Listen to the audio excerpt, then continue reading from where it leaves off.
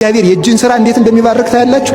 እኔ እውነቴን ነው የምነግራችሁ። አዛኝን በከንቱ ማጽናናት ላጽናናችሁ አይደለም። አምናችሁ ትንሽ ሥራ ጀምሩ፣ እግዚአብሔር ይባርክላችኋል። እውነቴን ነው፣ የማላምነውን አልናገርም። ትንሽም ነገር በቃ የ5 ብር የ10 ብር ሥራም ቢሆን ሥራ ስሩ፣ እግዚአብሔር ይባርክላችኋል።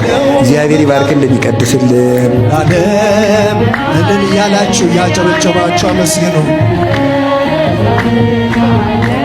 መድኃኔዓለም ቀኑ ጨልሞብኝ ዙሪያው ገደል ሆኖ የችግር አረንቋ ፊቴ ተደቅኖ ረዳት ያጣሁኝ በመሰለኝ ጊዜ ፈጽሞ አራቅልኝ የልቤን ትካዜ አድርገህልኛልና በቸርነት